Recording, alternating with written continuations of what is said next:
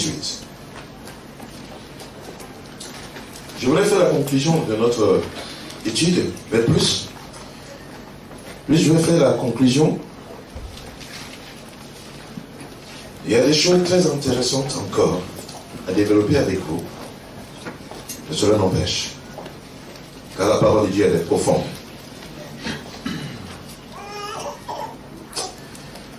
Matthieu chapitre 18. Nous allons aller jusqu'au verset 35, mais nous n'allons pas lire tout le chapitre, par manque de temps. Nous allons aller étape par étape. Verset, j'ai découpé le texte en 6 ou 7 paragraphes. Nous l'avions déjà lu en 2 dimanches, ça fait le 3e dimanche aujourd'hui. Aujourd'hui, je vais lire jusqu'au verset 9. En ce moment, les disciples s'approchaient de Jésus et dirent, « Qui donc est le plus grand dans le royaume des cieux ?» Jésus, ayant appelé un petit enfant, le plaça au milieu d'eux et dit, « Je vous le dis en vérité, si vous ne vous convertissez et si vous ne devenez comme des petits enfants, vous n'entrerez pas dans le royaume des cieux. C'est pourquoi quiconque se rendra humble comme ce petit enfant sera le plus grand dans le royaume des cieux. Et quiconque reçoit en mon nom un petit enfant comme celui-ci me reçoit moi-même.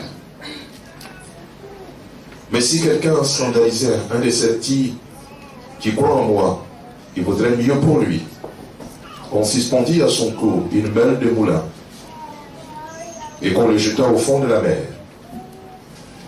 Malheur au monde à cause des scandales, car il est nécessaire qu'il arrive des scandales. Mais malheur à l'homme par qui le scandale arrive. Si ta main ou ton pied ou ton est pour toi une occasion de chute, coupe-les et jette-les loin de toi. Mieux vaut pour toi entrer dans la vie boiteux ou manchot que d'avoir deux pieds ou 2 mains et d'être jeté dans le feu éternel. Si ton œil est pour toi une occasion de chute, arrache-le et jette-le loin de toi.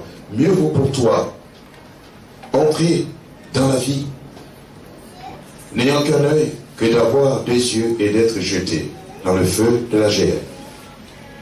Amen. Amen. Dans ce passage de Matthieu chapitre 18, sur lequel on s'est déjà entretenu, je voulais faire une conclusion. Mais la conclusion va nous amener à le découper, comme je disais tantôt, en 6 paragraphes, ou 7. Nous allons tirer 7 points pour notre marche en tant qu'Église, en tant que famille et société. Mais nous allons rester dans la famille en tant qu'Église de Jésus-Christ. Le verset 1 au verset 4, le premier paragraphe, que je pourrais intituler l'ambition et l'idéal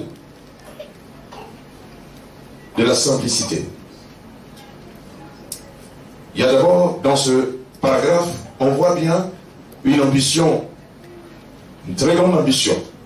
On dit bien, en ce moment, les disciples s'approchaient de Jésus. Il dit, qui donc est le plus grand dans le royaume des cieux? C'est une ambition. Tout le monde veut être grand, personne ne veut être petit. Personne ne veut être petit. Et Jésus, qu'est-ce qu'il va faire? À partir du verset 2, il va confondre complètement leurs réflexions, leurs désirs, leurs ambitions. Il va les emmener à la réalité, aux choses simples, la simplicité. Il dit que Jésus, ayant appelé un petit enfant, le plaça au milieu d'eux, contre toute attente. Et je vous le dis en vérité, si vous ne vous convertissez, et si vous ne devenez comme des petits enfants, vous n'entrerez pas dans le royaume des cieux. Alors là, le Seigneur leur a fermé la bouche. va ajouter, c'est pourquoi quiconque se rendra humble comme ce petit enfant sera le plus grand dans le royaume des cieux. Alors là, comme on dit bien, il aura bouclé. Fini. La simplicité. Ou du moins l'ambition et l'idéal de la simplicité. Notre Seigneur dit que si on ne change pas, et si l'on ne devient pas comme des petits enfants, il nous serait difficile, voire impossible, d'entrer dans le royaume des cieux. Quand nous lisons Jean chapitre 3, le Seigneur, il a rencontré un monsieur qui s'appelle Nicodème. Je lis, mais il y avait un homme d'entre les Juifs, d'entre les pharisiens nommé Nicodème, un grand chef des Juifs. Nicodème faisait partie des grands sages. Il doit prendre des décisions. Et c'est pourquoi, vous voyez, lorsqu'il devrait condamner le Christ, non, il n'a pas levé la main. Il a dit non, je ne veux pas le condamner. Qui vint, lui, auprès de Jésus, des nuits, et lui dit, Rabbi, nous savons que tu es un docteur venu de Dieu, car personne ne peut faire ces choses que tu fais, si Dieu n'est avec lui. Jésus lui répondit, en vérité, je te le dis, si un homme est né de nouveau, il ne peut voir le royaume des dieux. Amen. Un homme qui est né de nouveau ne peut voir le royaume des dieux. C'est pourquoi, bien aimé, ce n'est pas le fait d'être à l'église. Ce n'est pas le fait de changer d'étiquette. Ah voilà, j'étais bouddhiste, aujourd'hui je suis devenu évangélique. J'étais sorcier, je suis devenu évangélique. Qui nous donne le droit de rentrer au ciel. Non. Tout simplement, la conversion.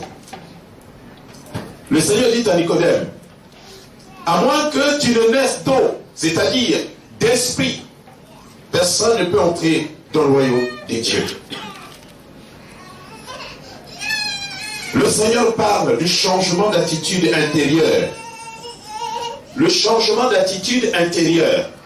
Vous voyez, tout à l'heure, nous avons prié pour nos bien-aimés qui ont un problème avec le retard.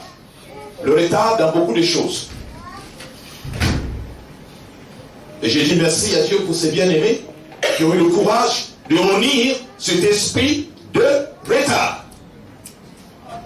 Mais maintenant, il ne faut pas que vous arrêtiez à la prière. Il faut que vous arriviez maintenant à vous discipliner. Les choses prioritaires. Ah, je dois aller au travail. Je fais un emploi du temps, un organigramme. Voilà, j'ai écrit tout. Je dois aller au travail. Je dois me réveiller à 5 heures. Je dois prier pendant 30 minutes. Je dois méditer la parole pendant 10 minutes. Et puis, voilà. Qu'est-ce que je fais après? Je dois, si je sais que je dois prendre une douche qui me prend 1 heure. Parce qu'il y a des gens comme ça, quand ils rentrent dans la douche, au moins 1 heure ou 2 heures. 2 heures. Donc, je dois me réveiller à quelle heure? Je dois me réveiller à 5 heures. Parce que je dois partir au travail à 7 heures, il faut que je me réveille tôt. Bref, donc il faut s'organiser. Donc, changement intérieur d'attitude, qu'on appelle métanoïa, repentance, conversion et la nouvelle naissance, ne sont que des aspects d'un même processus. Repentance, nouvelle naissance,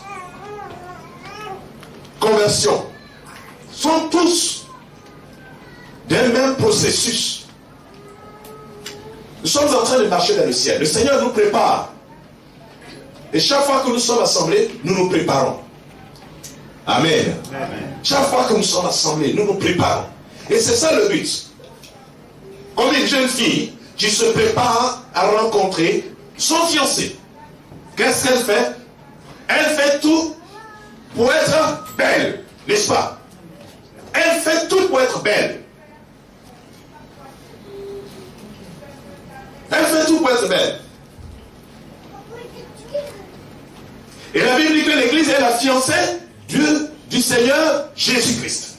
Nous sommes la fiancée, n'est-ce pas? Mais qu'est-ce que nous devons faire? Et c'est quoi l'Église? L'Église est un garage. Et quand nous venons, nous laissons nos mauvaises habitudes. On nous parle, ça fait souvent mal. Le pasteur parle, il peut te choquer, mais c'est dans ton intérêt. Alléluia. Amen. Si tu viens aller au ciel, tu dois dire Amen. Amen. Quand il te choque, tu dis, ah, il m'a choqué, mais il a dit la vérité. Voilà, ça c'est un enfant de Dieu. Il m'a choqué, ah non, je ne viens plus à l'église. Alors là, tu as un problème de conversion.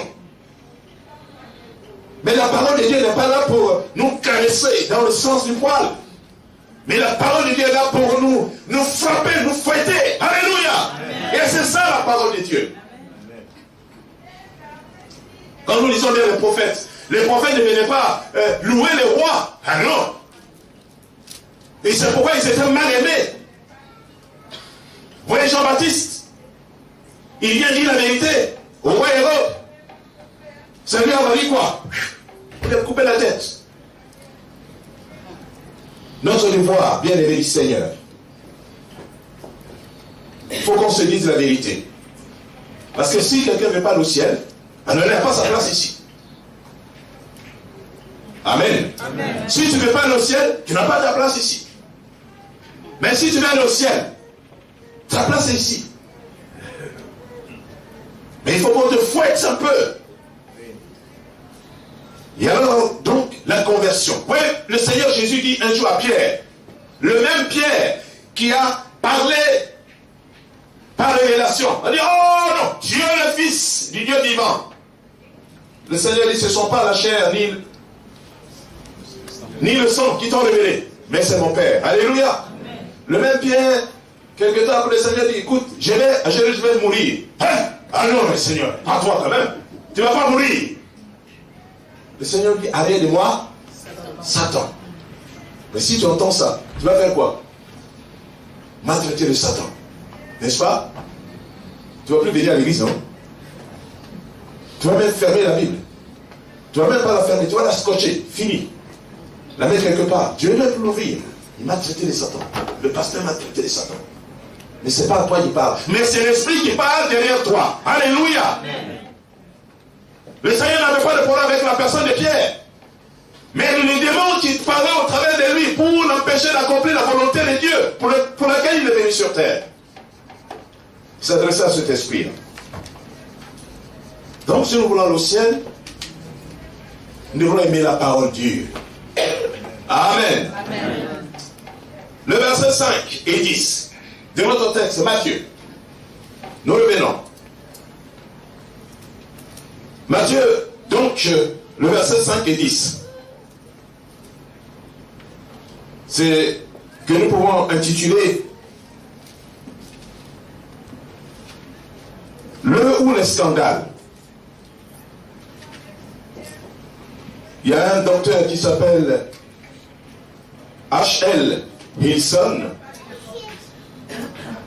Il dit à ce sujet, la psychologie moderne a montré que si l'on blessait les attentes morales d'un petit, c'est-à-dire d'un enfant, on pouvait lui causer des traumatismes psychiques et spirituels irréparables.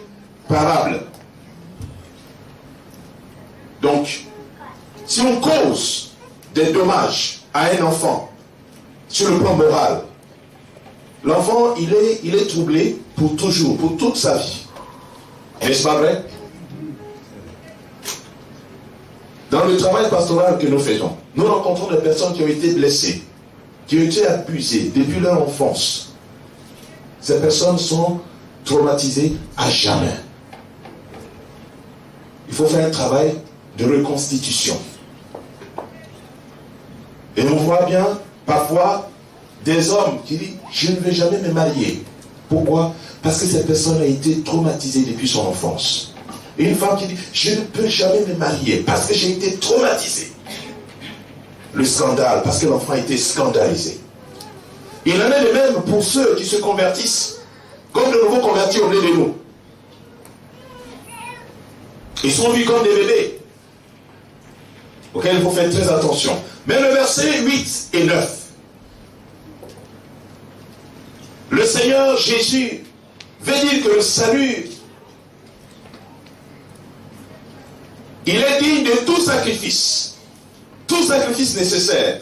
C'est pourquoi le Seigneur Jésus nous lance ce défi. Loin de tout ce qui pourrait nous inciter au mal, nous empêcher d'être sauvés, le Seigneur va prendre 3 choses très importantes. Il va parler de quoi? Il dit, si ta main, ton pied et ton œil, ce sont des dons que Dieu nous a donnés. Hein? Nous avons nos mains, n'est-ce pas? Alléluia.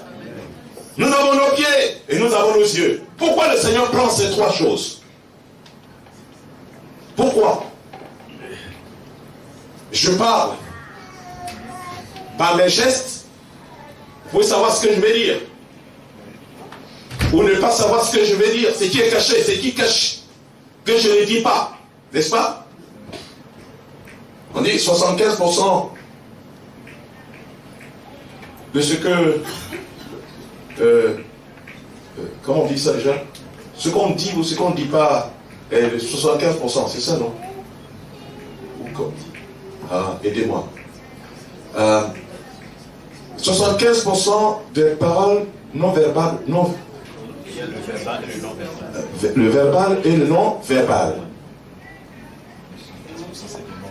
75% c'est le non-verbal. Merci beaucoup. Donc ce qu'on ne dit pas est plus que ce qu'on dit. N'est-ce pas? Donc par les yeux, on peut savoir. Oui, c'est pourquoi quand nous parlons, parfois nous regardons le visage. Il y a des gens, nous voyons que ces personnes ont la foi.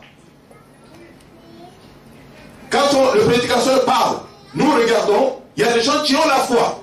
Il y a des gens qui n'ont pas la foi. On sent qu'il y a des gens qui sont là, d'autres ne sont pas là. Et c'est comme ça. Par les mains, on exprime. Par les pieds, on exprime. Ces 3 choses sont très importantes. Ce n'est pas pour rien que le Seigneur les a citées. Et nous allons les voir ce matin.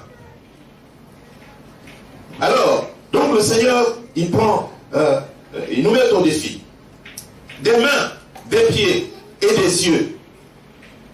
Ce sont des précieux cadeaux que Dieu a donnés à l'homme. Ce sont des précieux cadeaux. Mais ces dons de Dieu peuvent être mal utilisés, n'est-ce pas? On peut mal utiliser ces dons que Dieu nous a donnés. Les mains, il peut nous mettre en danger, nous empêcher de gagner le ciel. Les yeux peuvent nous empêcher de gagner le ciel. Les mains peuvent nous empêcher de gagner le ciel. Les pieds peuvent nous empêcher de gagner le ciel. C'est ce que nous allons voir ensemble, en citant quelques cas dans la Bible. Nous pouvons faire de bonnes choses avec nos mains. Mais la main peut aussi se mettre au service du diable. Vous voyez, ça commence à venir. Les mains peuvent se mettre aussi au service du diable. Vous voyez le cas de Caïn, n'est-ce pas? Caïn tua son frère, Abel. Avec quoi? Avec les mains.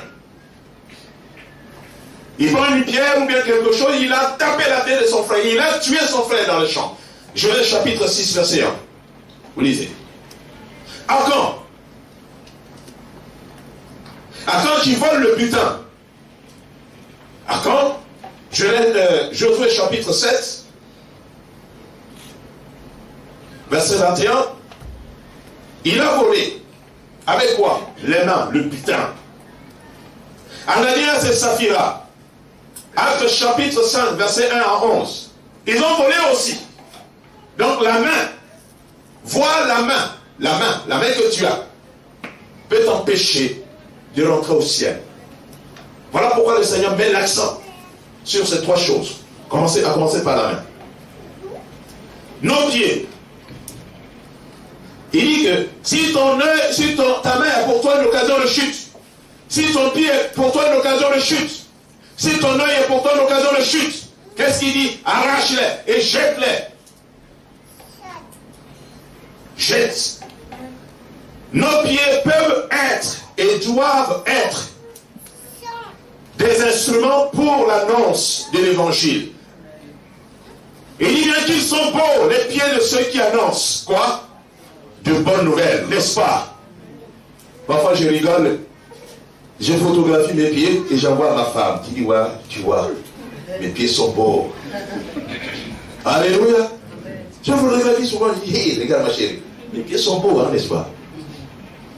Il dit, sont beaux les pieds de ceux qui annoncent la bonne nouvelle. Est-ce que tes pieds sont beaux pour annoncer les bonnes nouvelles ou bien les mauvaises nouvelles? Est-ce que tes pieds sont beaux? Regarde tes pieds. Où tu les entraînes?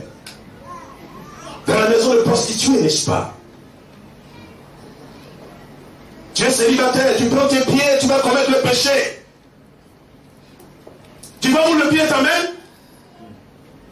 Chez une femme, chez un homme. Tu prends tes pieds, tu prends le bus. Tu prends le pied, tu prends le train. Tu prends le pied, tu es en voiture. Tu prends le pied, tu dis tu vas, tu commets le péché. Et tu reviens. Ouais, les pieds. C'est pourquoi le Seigneur parle des pieds. Il dit, si ton pied est pour toi une occasion de chute, arrache-le, jette-le. Romains chapitre 10, verset 15. Vous lirez après. Ésaïe, la même référence. Ésaïe chapitre 52, verset 7. Il dit aussi dans Habakkuk chapitre 3, verset 19. Il rend mes pieds semblables à ceux de quoi? À ceux des biches. Est-ce que tes pieds sont semblables à ceux des biches? Ou à ceux d'un voleur? Il rend mes pieds semblables à ceux des biches.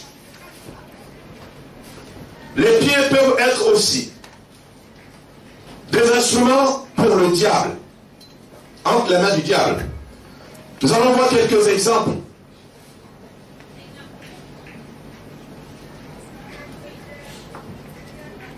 Qui ont amené plusieurs à la perdition. Vous connaissez l'histoire de Samson, n'est-ce pas? Samson, il va aller en Philistie pour épouser une Philistine qui est devenue sa femme et qui est devenue une cause de perte. Samson marche, il va aller chez l'ennemi. Or Dieu a dit aux enfants d'Israël, vous ne pouvez pas vous marier en dehors de la tribu d'Israël. C'est une tribu païenne. Il est parti, il a épousé cette femme. Et cette femme lui a causé sa perte. Il a pris ses pieds. Frère, sœur, tu cherches un mari, une femme. Attention à tes pieds. Là où tes pieds te conduisent. Amen. Attention là où tes pieds te conduisent. Vous lirez Juge au chapitre 14, verset 16. Chapitre 14, chapitre 16, vous lirez. Géasi a couru. Géasi, c'est un serviteur du prophète Élisée. Géasi a couru derrière Naaman pour lui demander de l'argent et devenir lépreux avec les mêmes pieds. Il a servi Dieu auprès de son serviteur. Géasi, il était serviteur d'Élisée. Vous avez votre pasteur ici. Landry n'est pas la seule. Comment ça s'appelle? Junior. Tu es le serviteur. Voilà comment ça se passait. Tu sers Dieu, mais tu sers le pasteur. Est-ce que tu comprends? Quand tu sers Dieu, tu sers le pasteur. Tu es avec lui. Tu es avec lui. Et c'est comme ça, tu deviens serviteur après. L'onction de Dieu qui est sur lui, quelques années plus tard, Dieu va déverser cette onction sur toi. Quand le Seigneur sait qu'il est déjà fatigué, toi tu as encore la force. Et c'est comme ça se faisait. Quoique aujourd'hui, il y a des gens qui ont complètement déformé le service. Donc Géasi servait Dieu aux côtés de son serviteur Élisée. Naaman est venu voir Élisée. Élisée lui dit, va te laver 7 fois dans le Jourdain. Pour simplifier, Naaman en venant, c'est un personnage important. Il est venu avec beaucoup d'argent, beaucoup de vêtements, pensant qu'après la guérison, il allait bénir l'homme de Dieu. L'homme de Dieu dit non, parle avec ce que tu es, ce que tu as plutôt. Ah, je n'en ai pas besoin. Naaman partait et Géasi, je ne sais pas par quel... il court. Il dit, hé, Naaman, le prophète vient de recevoir quelqu'un tout de suite là. Donc il a besoin de quelqu'un un peu d'argent, de l'or, telle chose. Donc je suis venu chercher. Oh, il a menti dans le dos de son serviteur, de son maître. Merci. Et il prend, Naaman lui donne et il part. Tout content. Il allait cacher ça quelque part, peut-être dans son foyer. Il revient auprès de son serviteur, de son maître. Son maître lui dit, d'où viens-tu? Il dit, non, j'étais là, et puis voilà, je suis allé nulle part. Il dit, oh, écoute, je t'ai vu quand tu courais derrière Naaman. Hein? Je t'ai vu quand tu courais derrière Naaman. Écoute, le monsieur, il a été guéri de la lèpre, non? La lèpre va retomber sur toi. La lèpre va retomber. Sur le champ, il est couvert de lèpre. Alléluia. Il a couru. Judas, de la même manière, il a suivi le Seigneur Jésus-Christ. Le voilà après les principaux sacrificateurs, avec ses pieds.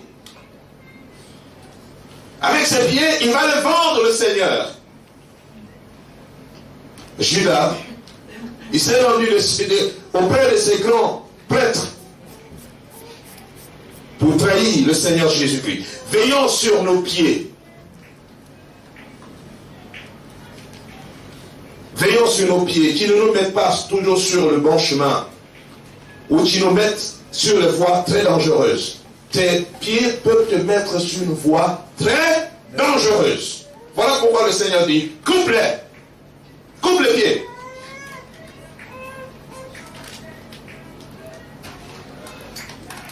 L'adversaire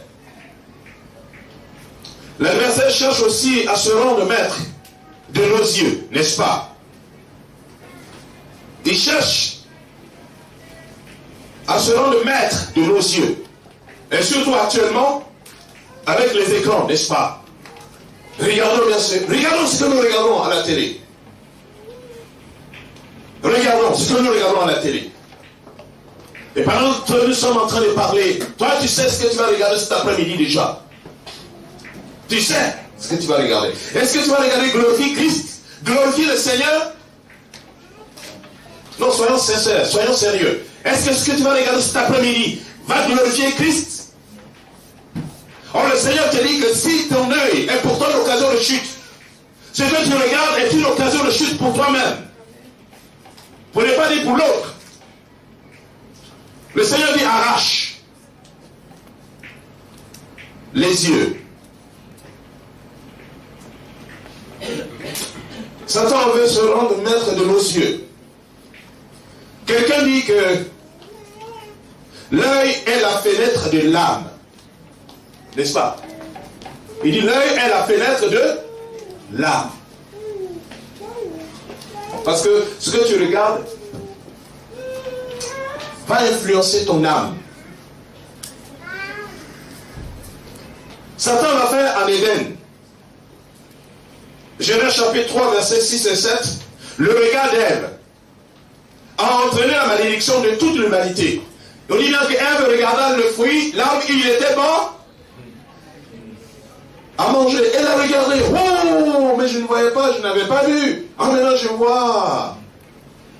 Faisons très attention à ce que nous regardons, bien aimés de Dieu. Le regard de Lot causa sa perte. Non, Lot même d'abord. Avant même de parler de sa femme. Parce que quand vous lisez bien Genèse chapitre 13, versets 10, 11 et 13, quand il y a eu une dispute entre les bergers d'Abraham et les bergers de Lot. Ah, bien-aimé les dieux. Il dit, et Lot leva les yeux. Il leva les yeux, qu'est-ce qu'il vit? Il vit toute la plaine du Jourdain qui était entièrement arrosée, verdoyante. Il lève les yeux.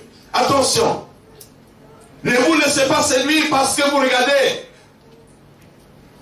Vous qui voulez vous marier, ne regardez pas par les yeux, mais regardez par les yeux de la foi, les yeux de l'esprit. Alléluia. Il ne faut pas voir la jeune fille qui était comme un mannequin.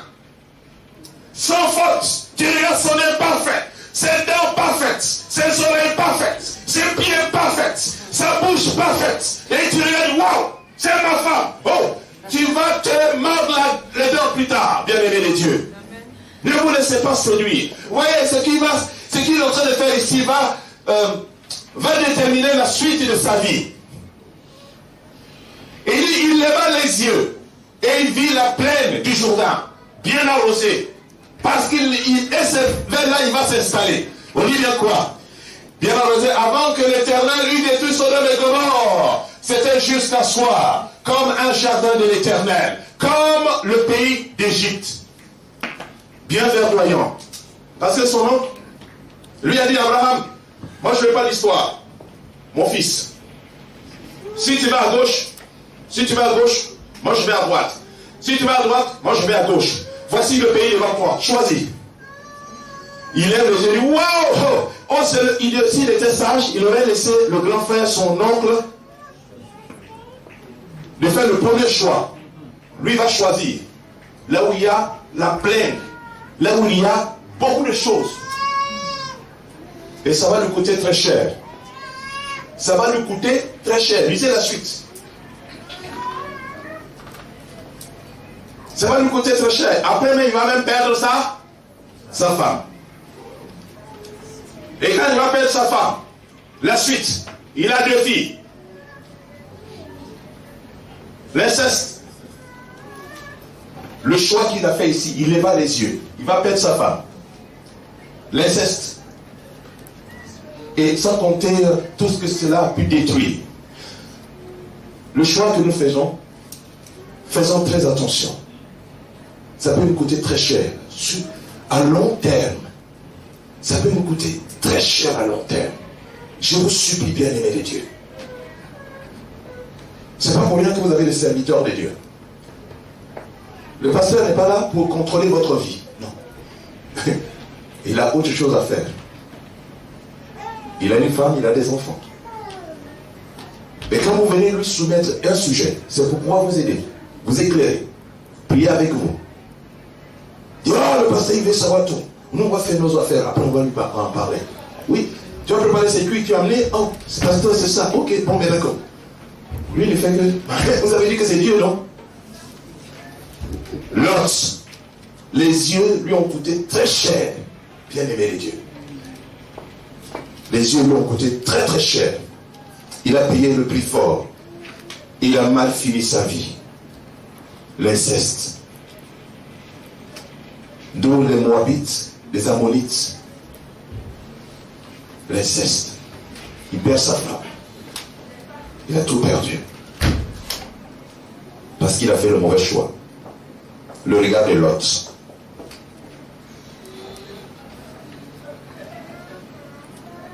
Les yeux du roi David lui causa beaucoup de tort, n'est-ce pas?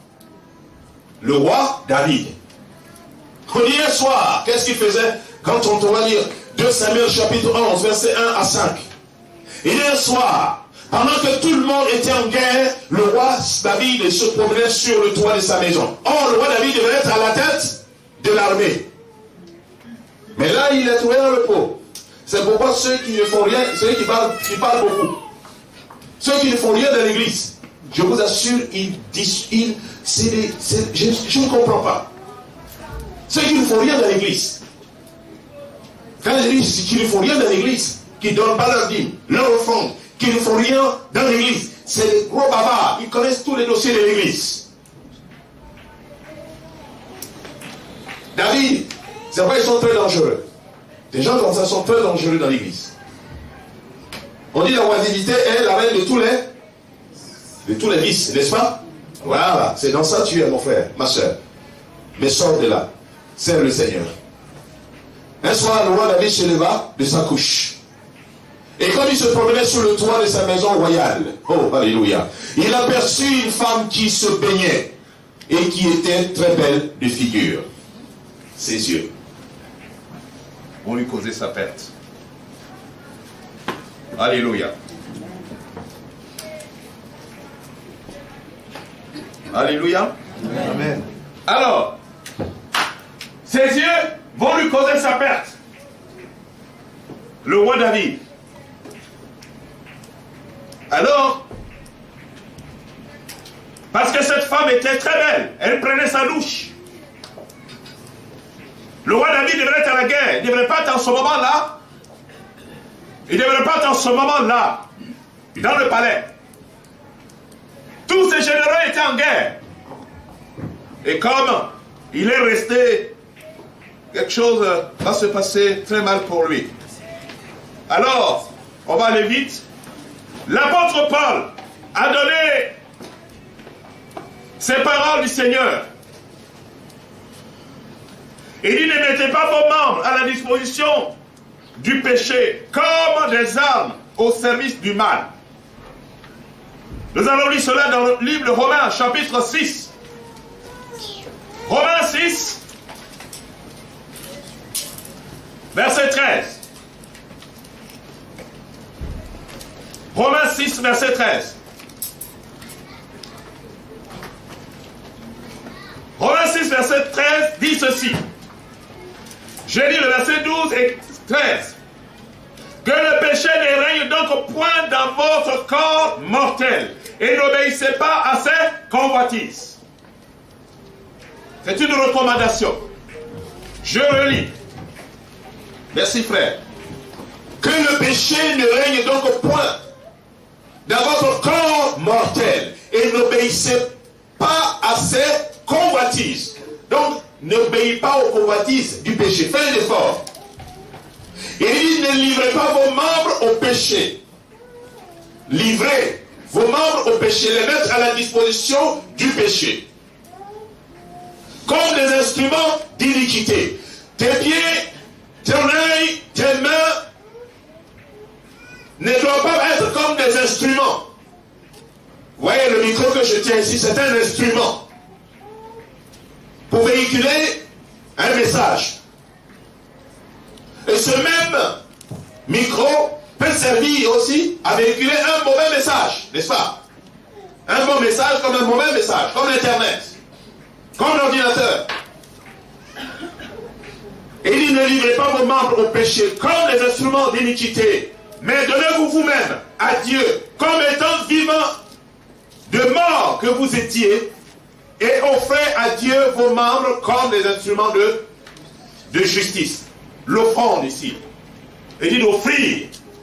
Je t'offre mon corps. Je t'offre mes pensées. Je t'offre mes yeux, ô Éternel. Je t'offre mes mains. Je t'offre mes pieds. Prends-les. Que rien à moi ne soit à toi. Tout est à toi, ô Éternel. Offrons à Dieu. Je te les offre. Alléluia. Amen. Romains 12, verset 1. Romains 12, verset 1 dit ceci. Et après, quand nous allons prier, nous avons fini pour ce matin. Je vous exhorte donc, frères, par la compassion de Dieu, à offrir, ouais, ici l'offrande encore, à offrir à Dieu. Offrir à Dieu votre corps, notre corps, comme une offrande. Voilà ma prière. J'ai dit, Seigneur, que je sois une offrande pour toi. Vous savez, vous pouvez donner des millions à Dieu. Vous pouvez acheter une salle au Seigneur. Vous pouvez faire beaucoup de choses à Dieu. Mais ce que le Seigneur demande, c'est que toi-même, tu t'offres. Je m'offre à toi, ô Éternel. Alléluia. Amen. Je m'offre à toi parce que tu es Tu es l'auteur de ma vie. Je m'offre à toi. Je me donne à toi, ô Éternel. Le Seigneur dit, si ton pied est une occasion de chute, si ton œil est une occasion de chute, quoi encore? Les mains sont pour toi une occasion de chute. Arrache-les. Jette-les loin de toi. Nous avons eu quelques exemples ce matin. Que fais-tu de tes mains? Pour frapper? Il y a des hommes qui frappent leurs épouses. Vous ne savez pas que c'est une malédiction? Oui, c'est une malédiction. Le fait de frapper ta femme, c'est une malédiction. Viens, frappe-toi toi-même. Viens faire la démonstration aussi. Frappe-toi jusqu'à ce que le sang coule. Vous prenez votre pied, vous envoyez des coups de pied sur votre femme. Comme aussi, il y a des femmes qui sont très caïdes, qui frappent aussi leur mari. Si tu frappes aussi ton mari, parce qu'il faut dire les deux choses aujourd'hui. Quand on parle d'égalité des sexes, les femmes aussi se montrent, nous avons aussi le muscle, n'est-ce pas? Elles frappent bien leur mari. Ne frappe pas ton mari. C'est une malédiction. Que Dieu nous bénisse ce matin. Nous baissons les têtes.